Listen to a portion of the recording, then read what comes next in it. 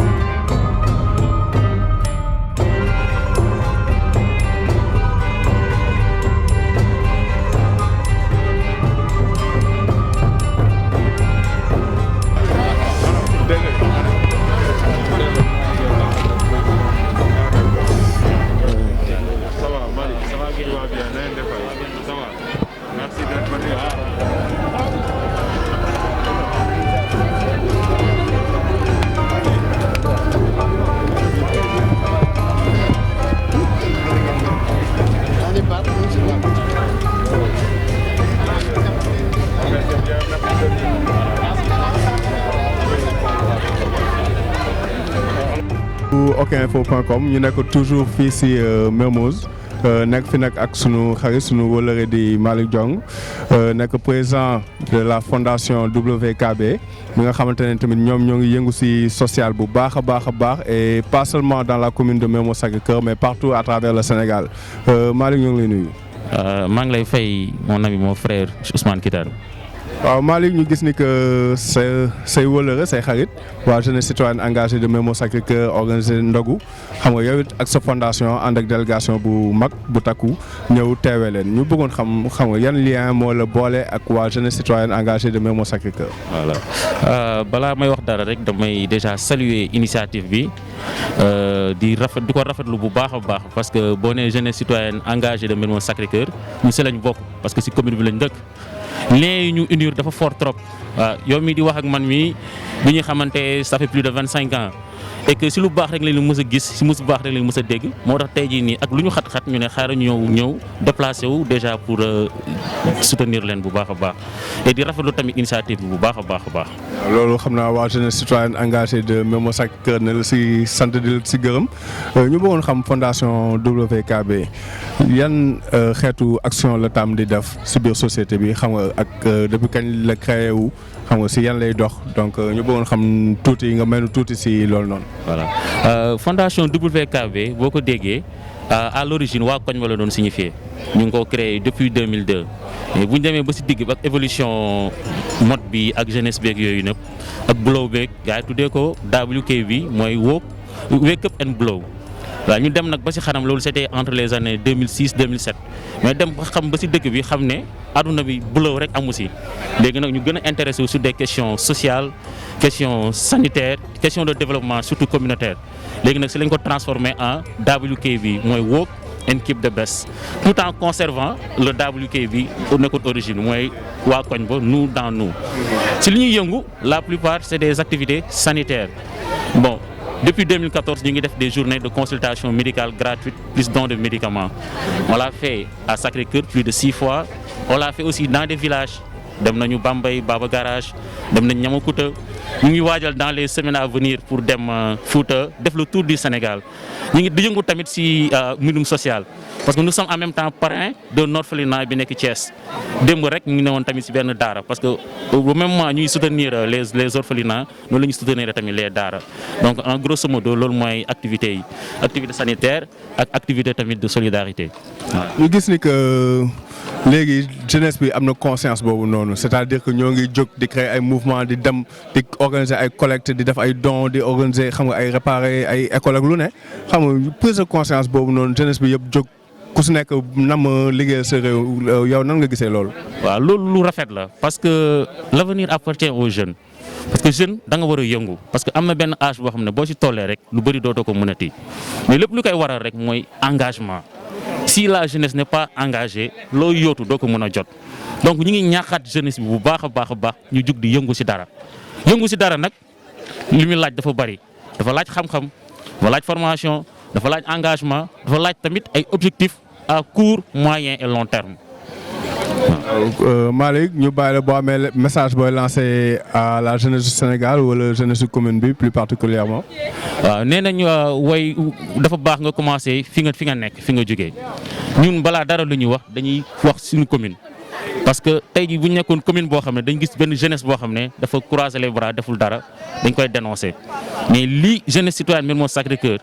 tàmbalee nii c'est à encourager tamit war a servir d'exemple ci yeneen communes yi. parce que si on ne sommes pas unis duñ mun def ay action kii bu xëccee côtéem kii xëccu côtéem du ñu yegg donc di leen encourager bu baax a baax di leen féliciter di leen ñaanal yàlla ñu leen pourquoi pas ñu gën a yaatal nos activités parce que j'ai parlé d'activités sanitaires et j'aimerais bien que voilà ak jeunesse citoyenne engagée Mermoz Sacré-Cœur que ñu mën a peaufiner une action boo xam ne allant dans ce sens pour gën a mën a yaatal ñu li ñuy def voilà ñu gën a boole ay actions incha allah te nous sommes preneurs. Malick ñu lay sant di la jaajëfal. voilà merci beaucoup. jërëjëf.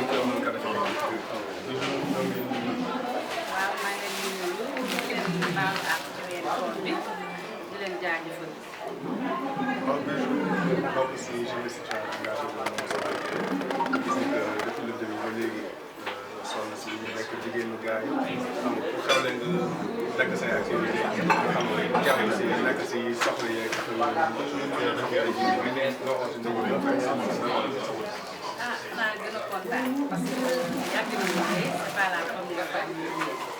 commencé nañu def ci kit scolaire yi jóge fa nekk institution masculine yi instant yi weeru koor bi ñoom ñu ne nañu def barkeelu mooy ñu joxe ay ndox ñu ko distribué par quartier 14 quartier ñu nekk si commune dem keroog ñu ngi commencé Sacré-Cœur après def nañu Baobab instant yi même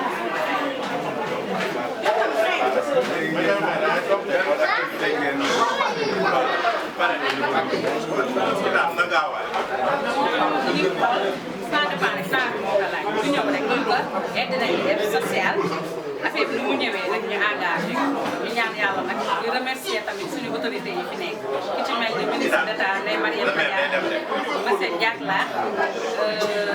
Alpha Bayla Gueye honorable Youssou Cissé Babacar Ndiaye suñu maire bi Barthélémy Dias ñëpp ñu ngi ci biir booloo na nekk benn fàttewul tamit Ndeye Binta Gassama ñoom ñëpp jàpp nañ ci bu baax.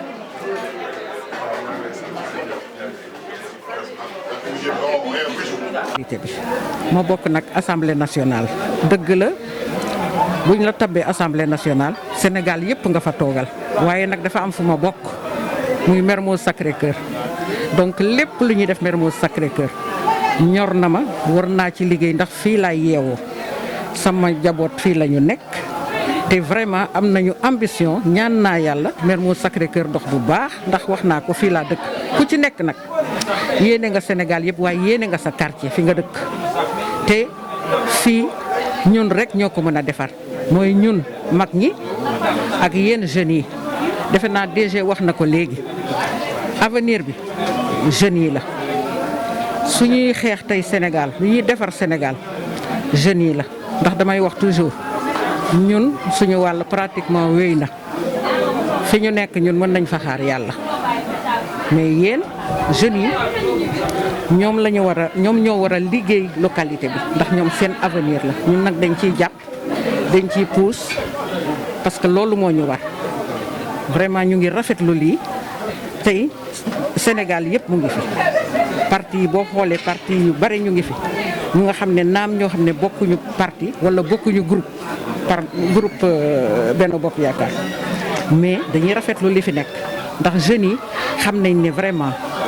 fii la ñu bokk ñoom quel que soit fi nga bokk quel que soit fi nga far ndax ku nekk nag am na foo nekk am na loo gëm am na looy doxal waaye am na loo xam ne ñun ñëpp ñoo ko bokk te kenn mënu koo séddoo muy Mermoz Sacré-Cœur kon ku ne war na ci dugal sa loxo bu demee kanam ñun ñëpp la demal kanam ak suñu njaboot bu demul foo mënti bokk tam ñun ñëpp ñooy ñàkk rek ndax nit ñi nag ñu ngi defar seeni localité ndax ku nekk xam nga enjeu yi donc ñun am na loo xam ne war nañ ko ci liggéey loolu mooy suñu taxawaay tey. di la sant di la jaajëfal ban message nga am ngay lancé jeunesse su population Mermoz Sacré-Cœur de manière générale xam nga si activités yi nga xamante ne yaa ngi koy gis un peu partout au niveau de la commune de Mermoz Sacré-Cœur. vraiment dama leen di lancer appel ñu gën solidarité bi ma fi gis dafa rafet ñu gën a solidaire ñu gën a liggéey ensemble ñu gën a weccante xalaat vraiment foo mënti bokk wax naa ko ndax ñun ñi fi nekk ñëpp boo xoolee parti yu bare la coalition yu bare la waaye foo mënti bokk rek war nga ci dugal sa loxo liggéey fii parce que loolu ñun ñëpp la war a soxal vraiment loolu laay wax jeunesse bi foo mënti bokk ak loo mënti far war nga mën a seet am nga loo nga xam ne yéen a ko bokk muy gox bi yéen a ko war a liggéey mag ñi nekk seen gannaaw di pousse. madame la vice-présidente ñoo ngi lay sant di la gërëm. solo mooy soo àndee ay nit da ngay nekk ci dynamique bi mooy ñi nga àndal ñëpp da nga leen di nawloo ngeen waxtaan seen biir peut-être que am na yeneen profil yi fi nekk yoo xam ne mën nañu tax ñu régler suñu problème mais ce qui est constant aussi mooy il faut qu'on soit d'abord unis parce que sans l'unité on ne peut rien avoir donc suñu uni su fekkee on est unis ñun ñëpp ñu jàppante en tout cas man de ci wàllu parti socialiste bi nga xam ne maa ko toogal fii lépp lu war ci préserver unité pour que Benno Bokk Yaakaar am benn kàddu fii ci biir commune ñun lu mu jaral ñeneen ñi rek jaral nañu dinañ ci def suñu kéemtu lay kàttan pour que ñu dem en fait unis au niveau des élections locales. Maintenant nag dynamique bi man moom ëpp solo ki ngay porté candidat bi c'est vrai que élection bi dafa am particularité la tête de liste moom mooy nekk le maire mais toujours est-il que le conseil municipal mooy gouverner mooy diriger la mairie donc nañu liggéey pour am une bonne dynamique d'abord rassembler toutes les forces yi nga xam ni c'est des forces de proposition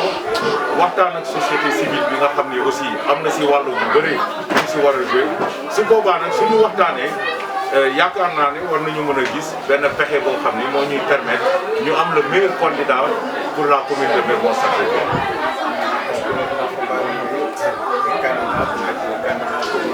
non loolu mënu ma ko xam ndax loolu sama parti moo koy décider c'est au niveau de ma base ñoom ñooy décider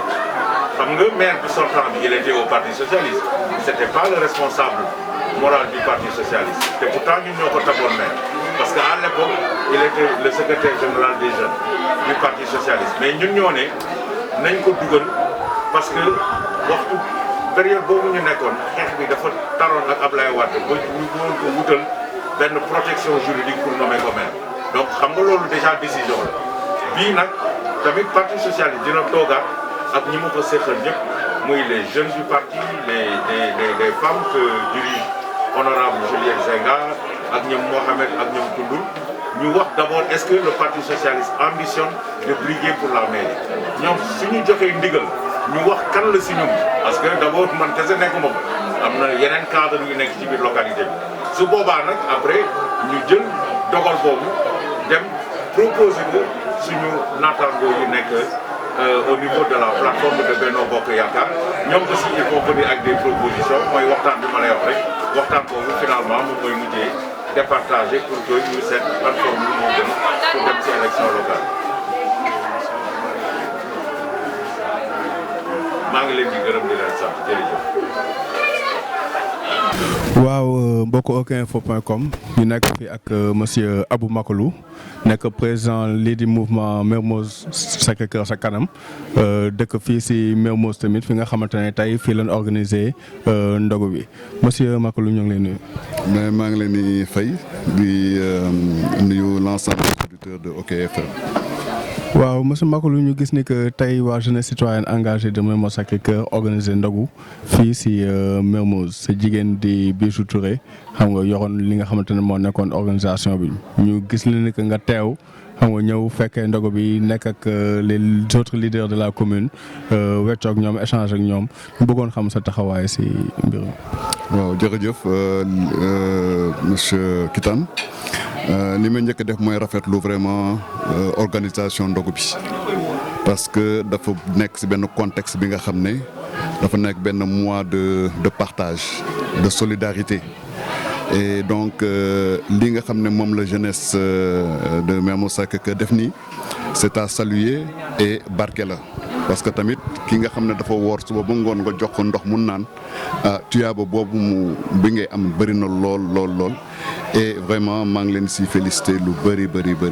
et di leen si encourager di ñaan yàlla mu barkeelal li nga xam ne moom la ñu def. lan mooy sa xalaat si li nga xamante ne waa jeunesse citoyenne engagée de Mermoz Sacré-Cœur ñoo koy def depuis plusieurs mois c'est-à-dire des jeunes du pouvoir comme de l'opposition qui font de la politique tout comme qui ne font pas de la politique organisé wu nekk benn di xàccendoo di dóorandoo pour jàppale waa commune de Mermoz Sacré-Cœur lan mooy sa gis-gis si loolu. di ko rafetlu et parce que vraiment li ñuy wax la valeur n'attend point le nombre d'années wane na ko ci jeunes yi. Ils ont montré de la maturité, ils ont montré de la hauteur. nit ñi xam ne ni que vous êtes candidat à la mairie de Mermoz Sacré-Cœur mais est-ce que tamit tey jii nii dialogue national bi nga xamante ne moo ngi am tey ñu naan report ou pas report yow lan mooy sa position par rapport ak loolu. waaw man depuis le début waxoon naa ne dialogue bi daf ñuy tardel rek mënoon nañu respecter le calendrier électoral dem aux élections. Parce que tamit Sénégal je pense que am nañu benn maturité démocratique pour l'organisation des élections mais du yàqul dara qui peut le plus peut le moins su fekkee waxtaan mën na ko jiitu pour ñu gën a mën a déggoo si nii nga xam ne moom nañu taxawee pour organiser élection yi c'est tant mieux. Et donc moo tax daal may rafetlu li nga xam ne aussi ce sont les conclusions qui ont amené des avancées démocratiques, notamment l'élection du maire au suffrage universel direct, parce que quand même quoi qu'on dise à l'époque li ñu daan def moom xaw na nekk naxaate tuuti parce que les gens ne savaient pas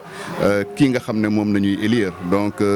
mënoon na nekk n'importe qui, même seen yaakaar bu nekkoon ci keneen. Donc ça également c'est une avancée démocratique qu'il faut saluer. Et donc léegi li ñu mën a def rek mooy espérer que la tenue des élections se fera à date, notamment au plus tard en février, ni nga xam ne moom la ko ñëpp ñaanee. jërëjëf monsieur Mbakalou OK Info mu ngi lay sant di la gërëm. maa ngi leen di sant leen gërëm OK Info et di leen ñaanal li ngeen di def nii ngeen gën ko yàlla gën leen ko yombalal gën leen yokkal des moyens ba ëllëgee bu ñuy wax sax OK FM wala OK Télé mu nekk vraiment avec ngeen am seen chaîne bu mag nga xam ne tamit li ngeen def dee law dans tout le Sénégal. Pour montrer l'exemple à tout le monde que vraiment mën nañu am une jeunesse saine avec un engagement sain, même su fekkee dañu nekk dans des partis différents, dans des organisations différentes, mais un objectif commun, mais un objectif de développement communal, un objectif de développement national et li nga xam ne dans la paix et dans la solidarité. jërëjëf mu nekk bu jeunesse citoyenne engagée de Mermoz Sacré-Cœur, madame le ministre ñu ngi lay nuyu. waaw maa ngi leen di nuyu leen tey di wax ne nous ont montré la voie parce que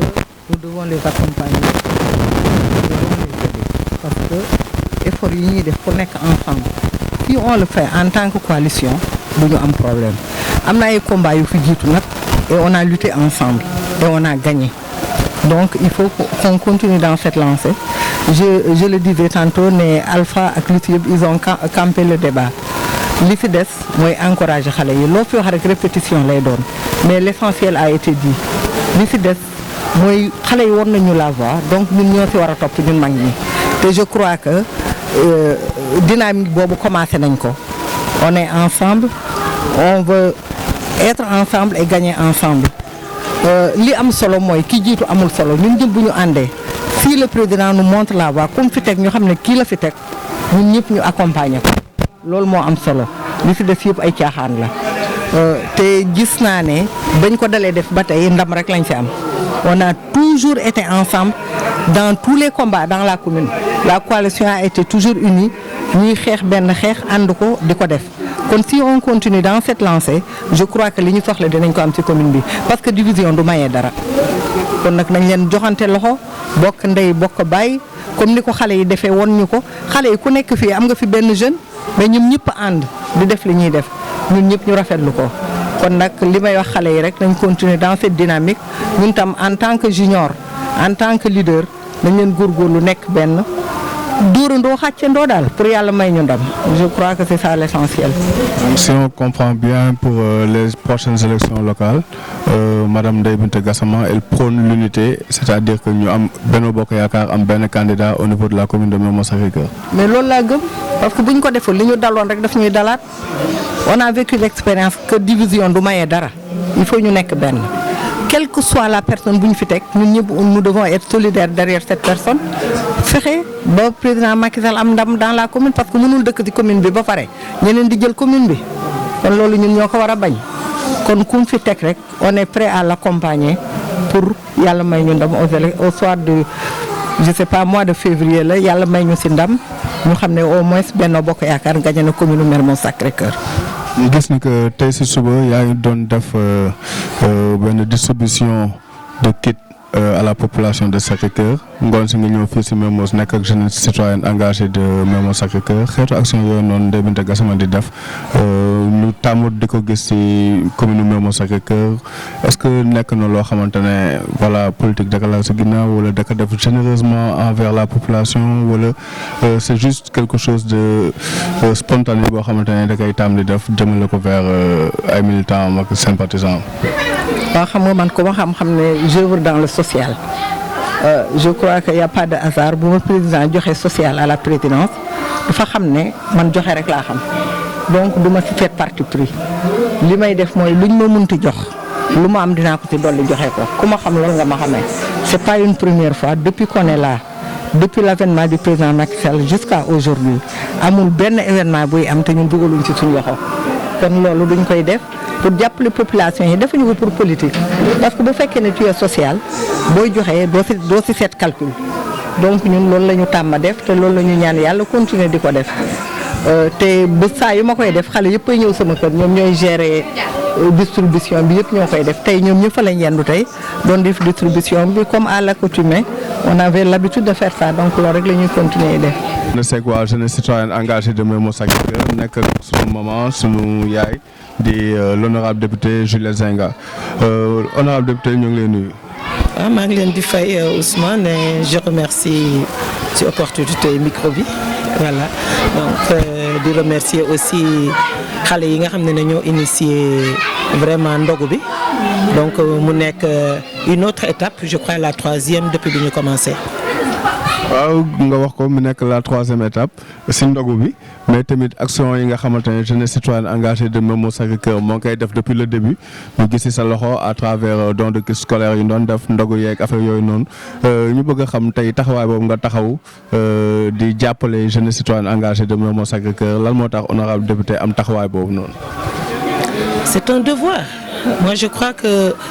du loo xam ne daf lay neex wala mu bañ la neex ça doit être un devoir de telle sorte que ce sont nos jeunes qui se sont regroupés qui ont eu l'initiative taxawal donc booloo bokk ndey bokk baay et qu'il y ait une cohésion donc de telle sorte que ne ñoom buñ ko fi defee mu nekk loo xam ne que c'est salutaire parce que day won yoon mag yi parce que comme je dis la jeunesse dafa am fugam dafa am façon de faire am et lépp loo xam ne que ñoom dañu nekk dans cette dynamique nekk ci biir mag ñoom ñoo war a mun a xam lan la ñuy def naka nañ ko war a tëralee pour mën a doon montrer la voie parce que ñun comme ni ñuy wax aujourd'hui sunu wàll dafay wëy donc ñoom ñoo fi war a mun a nekk cheville ouvrière li nga xam ne mooy commune bi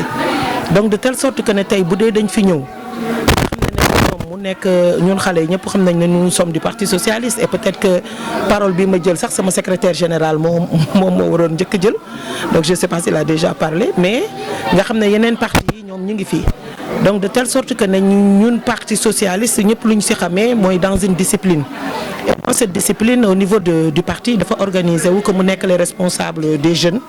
que mu nekk jeune fille comme jeune garçon mais aussi mu nekk le mouvement des élèves étudiants socialistes donc ñoom ku ci nekk dafa am noo xam ne da nga koy doxee ak di ko dundee bu dee ñëw nañu fii ñu ñëw fekk bokk ak yeneen parti yoo xam ne que ñu ngi ci biir commune bi donc ñu ànd ak ñoom di consolider li nga xam ne mooy unité donc c'est essentiel parce que tu sais dans ce pays tant qu'il n'y a pas l'unité duñ dem moi je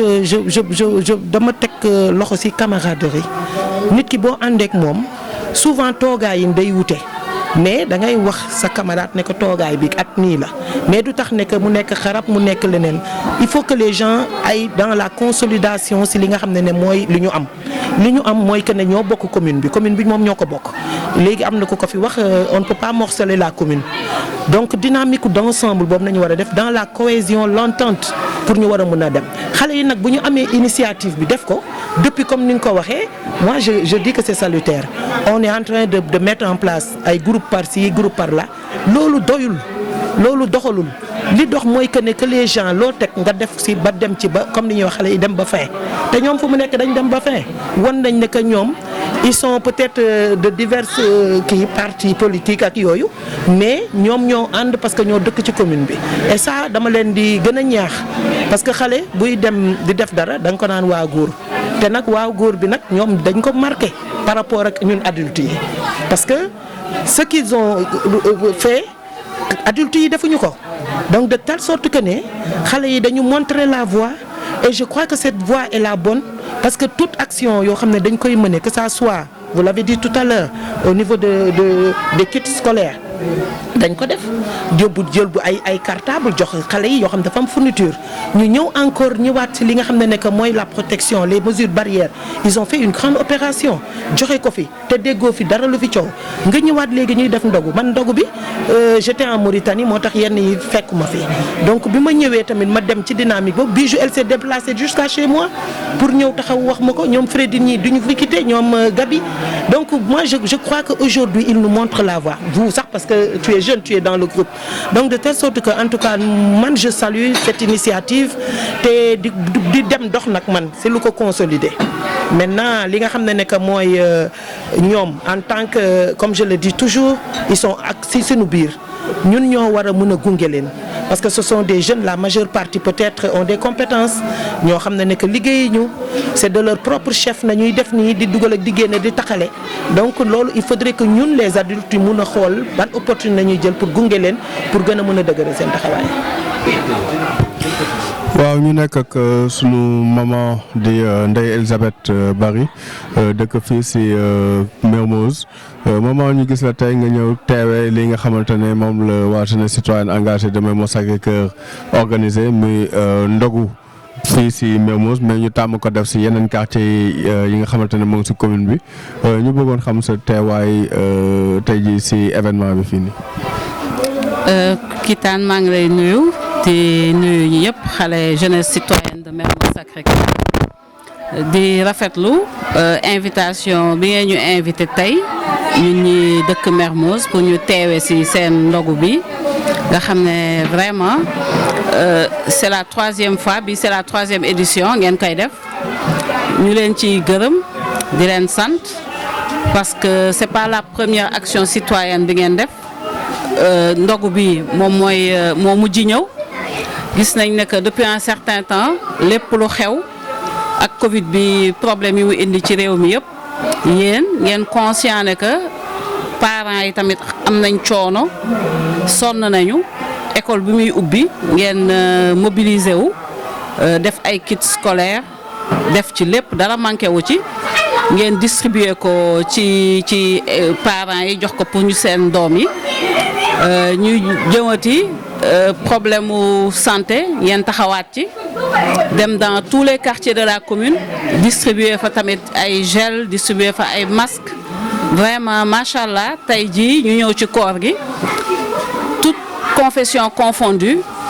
ah ngeen booloo xàcceendoo dóorandoo di joxe ay ndogu ah li ñu wax rek ci ndogu ñëpp xam nañ ne que jullit ak ku dul jullit it ndax ñun ñëpp ñoo bokk buur yàlla bi ñu gëm ngeen jàpp ci lu rafet lii yal na leen ko suñu borom fay ndax moom mooy fayal boppam li ngeen def rafet na li ngeen def rafetlu nañ ko ànd bi tamit rafet na te comme niñ ko waxee mag ñi tiré nañ ci ay leçons ndax xam nga xale su setee loxo bokk ak ki mag ndab yéen wane ngeen ne que seen loxo set na ba mag ñi ñëw ànd ceeg yéen fekk si leen ba sax ñu yeddaat suñu bopp kon nag dañ naan alhamdulilah rabbil alamin ci kaw loolu di leen gërëm di leen sant di rafetlu di gërëm seen jigéen Bijou ndax yéen ay góor ngeen da ngeen di dem uti ñëw jox ko mu defaral leen ba mu baax macha allah yëpp neex na yemb na rafet na kontaan nañ daal ci yéen ñëpp macha allah ñu ngi sant yàlla bu baax ci seen taxawaay di ñaan yàlla tamit yàlla dëgëral leen ba nga xam ne fépp fu ñu bëgg a jëm ci échéance yi di ñëw ngeen taxawaay bu mat sëkk ndax il faut que yéen moteur locomotive ngeen yéen da ngeen di impulser su ko defee nit ñi topp ci te li may wax toujours ñun waa man personnellement je suis de l'APR je milite à Mermoz Sacré-Cœur et puis aussi je suis de la CCR de la CCR de la convergence des cadres républicains donc li ñu gis nii ci jeunesse bi c'est vraiment une jeunesse saine te président yii la soxla ay xale yi nga xam ne macha allah ñu ngi réfléchir ci seen avenir di réfléchir ci seen gox parce que environnement dafa am solo ci doomu aadama environnement bu set environnement bu leer daf lay permettre yow mi nit nga mun a am ay vision yu sori te man loolu laa gis ci xale yi Mermoz Sacré-Cœur donc di leen ci encourager ngeen gën a jàpp ba nga xam ne ngeen gën a booloo ndax tamit président waxul APR kese coalition la wax ndax moom Benno Bokk Yaakaar la gëm te ki ne Benno Bokk Yaakaar nag yéen li ngeen def wane na ko ndax waa kër gis naa fi léegi waa kër Idrissa Seck gis naa fi waa PS gis naa fi waa PIT gis nañ fi ñeneen ak ñeneen même société civile sax gis nañ leen fi ce qui fait que vraiment macha allah suñu continuer ci dynamique bi di xàcceendoo di dóorandoo xale yi tamit jox cër ñi leen mag parce que yàpp bar lu mu duuf ratax ndax mag mët naa bàccim réew ndax Amadou Hampâté Bâ nee na une bibliothèque qui brûle mag mu fi jóge mooy une bibliothèque qui brûle ça veut tout dire donc yéen kese mënu leen dem il faut que nag ngeen jox cër seen mag ñi tamit ñu ruus leen ngeen ñu jiite ànd mun a liggéey bi ci commune Mermoz Sacré-Cœur bii ba ñu yëkkati ko teg ko ci loxo président Macky Sall au soir du fin février 2022 incha allah rabbi man loolu moo doon sama kàddu yu gàtt ci vraiment seen ndogu bi di leen ñaanal yàlla di ñaan yàlla tamit vraiment mu gën leen a dëgëral li ñuy wax tamit ci emploi ak entrepreneuriat chez les femmes tamit président def na ci ay jéego yu mag yi nag xam nga kenn mënul tëdd sa kër di nelaw ñu financement bi fekk la fa donc man li ñu leen di ñaax mooy ngeen dem vers l'information. waaw ñu nekk ak sunu beneen yaay di Ya Seyda nekk chargée de mission au niveau de la présidence de la République nekk aussi la représentante de madame Mariam Badiane bi nga xamante ne elle est empêchée Ya Seyda ñu ngi lay nuyu. maa ngi leen di fay les jeunes de Mermoz Sacré-Cœur. waaw ñu gis ni que depuis le début yéen a ngi gunge lii di jeunesse citoyenne engagée de Mermoz Sacré-Cœur à travers les actions yi nga xamante ne ñoo ngi koy posé au niveau de la commune ñu gis ne que madame Badiane moo njëkk a yëkkati lii di somme 1,5 million à l'époque jagleeloon ko la jeunesse citoyenne engagée de Mermoz Sacré-Cœur pour jàppale leen si don de kits scolaires yu doon def boobu ba léegi ñu gis ni que yeneen action topp nañ si muy don de masque de gel ak ñoomin seen tey ñu nekk di organiser ay ndogu au niveau des différents quartiers de la commune ñu bëgg a xam appui yooyu noonu madame Mariam Badiane di def pour la population de Mermoz Sacré-Cœur lan la si jublu ak bon ñëpp xam nañ sax ni que appuyer jeunesse bi moo ko tax a jóg mais lan moo gën a tax muy appuyer jeunesse bi autant et que à chaque fois bu ko jeunesse bi sollicité xam nga muy sawar si ñëw nekk seen ginnaaw dooleel leen. waaw damay wax auzu billaahi mina sheytaani rajiim bismillaahi rahmaani rahiim asalaamaaleykum wa rahmatulah waa jeunesse Sacré-Cœur Mermoz maa ngi leen di nuyu ku ci ne di la jox sa wàccuwaay di leen wax ne li ñuy def nii di ko def ci commune bi dafay lu baax parce que xale bu jógee wax initiative baax mag ñi nekk ci commune bi leader yi nekk ci commune bi ak foo mën a féetee rek da nga war a jàppale xale yi pour ñu dem de l'avant parce que ñun suñu wàllu wéy na xale yi ñoom ñooy suñu relève kon dañ leen war a jàppale madame Badiane dafa leen war a jàppale te bu leen fàtte ni madame Badiane jàngalekat la parce que département d'anglais la yoroon elle avait 8000 élèves te moom moo nekkoon doyenne de la faculté d'anglais bi nekk fële Cheikh Anta Diop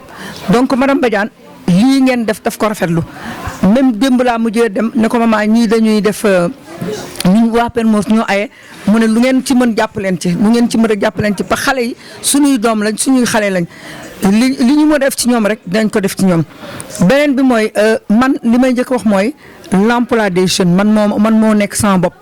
pour jeunes Sacré-Cœur Mermoz am emploi du emploi bu nekk ngay am parce que kenn ñëpp mënuñ toog ci bureau am na ñoo xam ne dañuy jàng ba am master ñu nga Richard Toll ñu nga Dagana ñu nga am seen toolu ceeb seen ay 10 hectares 20 hectares parce que président Macky Sall il est là pour la jeunesse moom ci boppam jeune la il est né après l'indépendance moom jeune yi la gëm te président Macky Sall lii ngeen daf ci sawar Benno Bokk Yaakaar la gëm parce que ñoom ñoo ko élire nous on avait 26% Benno Bokk Yaakaar ñëw ñu am pourcentage boo xam ne 58% ñu def ko président kon lii jeunesse Mermoz Sacré-Cœur li ma leen di ñaan heure bu ngeen ko defee na ngeen ko dugal ci WhatsApp ci Facebook parce que moom day 78 heures te bu ko gisee dina gën a kontaan te ba si le problème est que il habite ici avec nous donc ñun lii ngeen di def sax yéen dama yaakaar ne da ngeen gagné élection locale yi parce que yéen rassemblé ngeen ak quel que soit le parti que vous appartenez yéen ñëpp yéen a ngi dajaloo di génn seen xaalis di defar surtout Freddy mi maa ngi koy félicité te ngeen baal maa xam parce que ku jiite da ngay mën a nekk jiite te Freddy mii ku mën a jiite la kon dama koy ñaanal yàlla li muy def ci biir commune de Sacré-Cœur ak ñi mu àndal yëpp ak ñoom kii nu mu tudd Arcide ak ñi fi nekk yëpp daal vraiment man dama leen di ñaanal yàlla subhanahu wa taala mi nga xam ne moo leen sàkk ñu def lu baax ci commune parce que dafa mel ni yéen gañe ngeen moo xaat ko parce que bu ngeen booloo ñun mag ñi nag dañoo war a booloo fi mu ne nii moo ñu war ñun mag ñi dañoo war a booloo topp ci yéen parce que yéen lii ngeen def c'est un acte noble ngeen def acte noble ngeen def aux jeunes yëpp quel que soit parti boobu bokk neen kaay yéen defal suñ commune parce que commune bi yéen su ngeen ko deful yéen di xale yi ñun duñ ko defar jeexal nañ ba pare ñun dañ leen di gunge rek lañ leen def mais li ngeen di def yéen ñun noonatuñ koo def yéen a ko war a def yéen a war a defal commune bi yéen a war a booloo yéen a war lu bari ci loolu laay wax ci loolu. ñu lay sant di la gërëm maman Ya Seyda di la jaajëfal si présence bi nga xamante ne yaa ngi koy honoré waa jeunesse citoyenne engagée de Mermoz Sacré-Cœur à chaque fois bu ñu xewlee di la yóbbante tamit si madame le ministre madame Badiane xam di la wax ni que audience bi secrétaire général bi di Freddy doon laajte boobu léegi ak président de la république waa jeunesse citoyenne engagée de Mermoz Sacré-Cœur ñoo ngi koy xaar di la wax tamit nga seetal nu ko bu baax xam nga xool nu yaram bi ne ko waa jeunesse citoyenne engagée de Mermoz Sacré-Cœur yëpp donc koy ñaanal pour que yaram bi féex ñoom tan bu baax a baax a baax. waaw nga may dafa am lu ma fàtte rek parce que bi ñu demee SICAD du ma noppi di ko wax le président de la république dafa génne 9 points pour la jeunesse waxul APR waxul kii de dafa ne pour la jeunesse donc 9 points yooyu man dama fàtte indi ay photocopie mais man dinaa leen ko joxaat. pour que lu ngeen di seet ci jeune ngeen am ko ci parce que le premier point mooy ñu valider yéen lii ngeen di def